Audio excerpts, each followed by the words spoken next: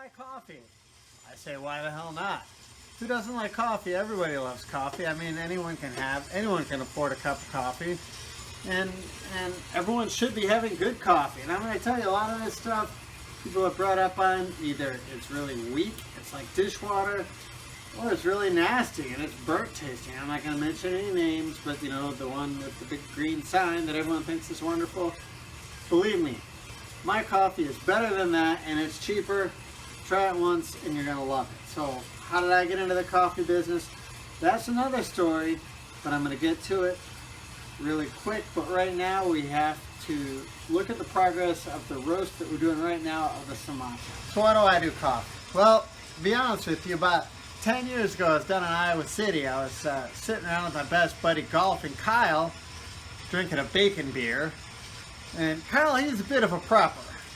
And he was pretty much saying you got to do it all yourself. He grows his own hops, makes his own beer. Of course, he grinds his own coffee beans, but he said, you know what, grinding it isn't good enough. You got to roast your own too.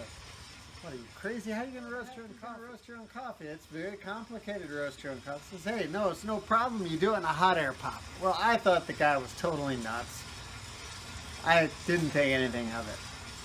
Maybe this is 10 years ago. And then about a year and a half or so ago, I started reading about people roasting in hot air poppers. I didn't believe it. I wasn't a believer. I was a skeptic. I was down at Goodwill. I saw just such a popper for $7. Wow, $7? What the heck? So I bought it, and I got home, and I said, okay, now what do I do for beans?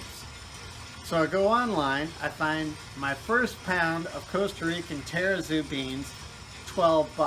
I thought it was ridiculous, but I wanted to try it, so I bought it, put it in the hot air popper, watched some YouTube videos, looked at it, and the stuff came out, and I gotta tell you, the coffee was pretty unbelievable. We're gonna preheat the roaster, and we're gonna roast another batch. So we turn it on, and we gotta let it preheat up to 168 degrees. Now, trying to figure out what kind of coffee we should roast next. I'm thinking, so we have some Sumatra here. You know what, let's do some Sumatra, okay? Sumatra green beans here. So what we're going to do is, first of all, we're going to weigh out 270 grams of green beans. And that should give us just about a half a pound of roasted beans once the moisture comes out of the bean. So we have 270 grams of green beans. Now look at the beans here, through the jar of beans. Now we're waiting for the roaster to heat up here. You see now it's about 127. We need to heat it up to 168 before we put the beans in the roaster. So we're at 156, now 158. It'll take up to about 168 before we add the beans.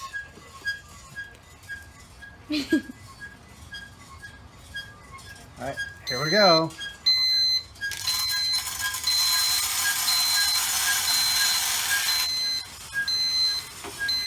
Alright, and we put the cover on the roaster, keep the heat in. Now have a look over here and see the green beans are spinning around and around inside the roasting chamber. They're slightly darker, although you know they're still pretty green. Alright, so as you can see, it's heating up now. We're up to 195. We're a few minutes into the roast. So at this point, the beans are losing a lot of their moisture. And they're going to start changing from a green color to a bit of a tannish brownish color. So we're going to have a look at what the now pretty soon what we're going to have here is, as these beans get a little bit further along, we're going to see some smoke coming out of the top of the roaster. So that'll be the next thing we'll notice. And you'll start smelling, described as a grassy smell. To be honest with you, I don't see it. I don't smell it as grassy, I just smell it as coffee smoke. So come back in a bit, we'll show you some smoke. So we're getting a bit hotter here. Very nearly at 250 degrees Fahrenheit. And there we... Oh, not there. Almost at 251, we skipped 250. Come look at these beans. A little bit darker. If you look at them next to each other, you'll be able to see the difference. You got any smoke yet?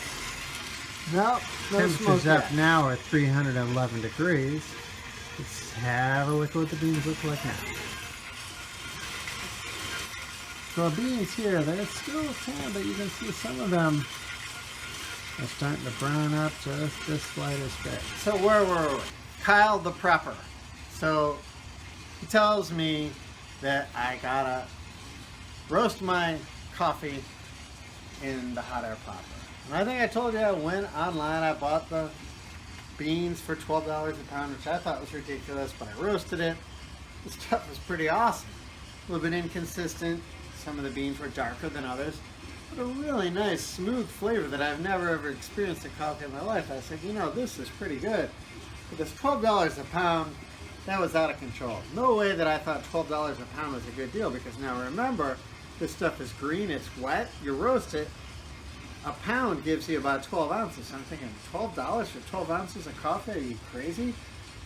So I go back online, and I find this source of Nicaraguan coffee beans, and I bought them at auction. I got 16 pounds at about $3 a pound, including shipping. So hey, now I got somewhere.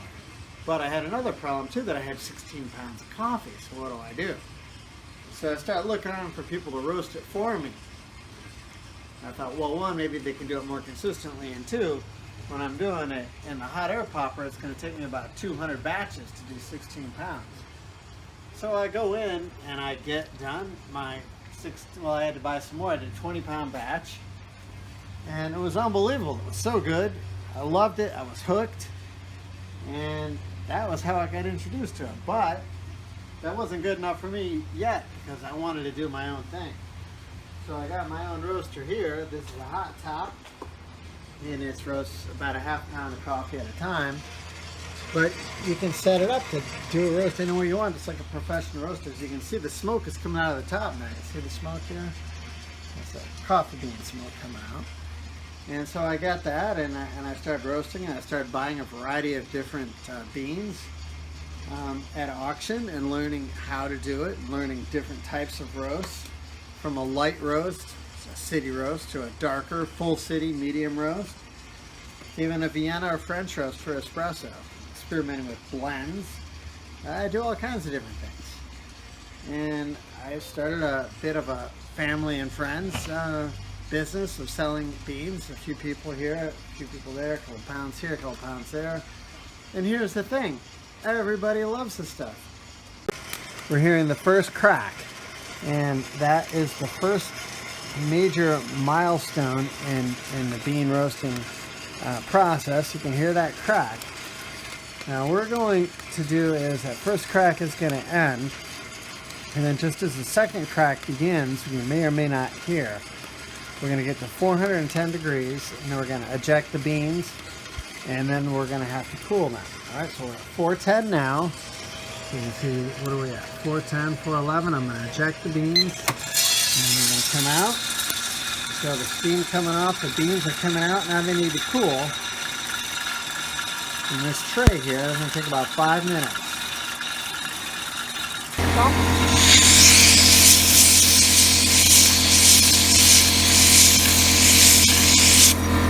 As soon as the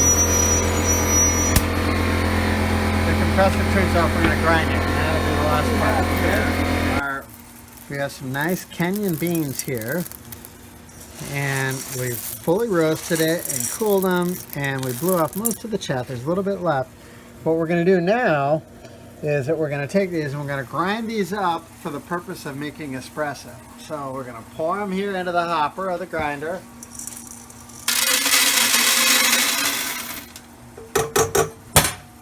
Then we're going to put a bag here underneath, catch the grinds. And we're going to put it up here on a fine espresso grind, and we are going to grind it up.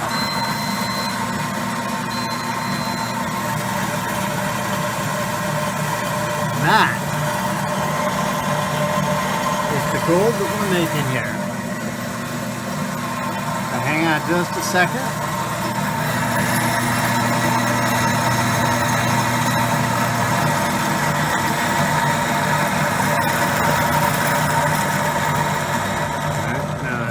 shot inside there so you can see that espresso grind, nice and fine.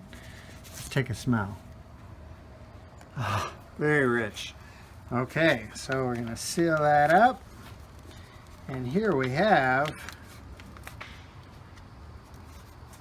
1/2 pound of Kikuyu espresso grind, Washington and Old Dominion coffee.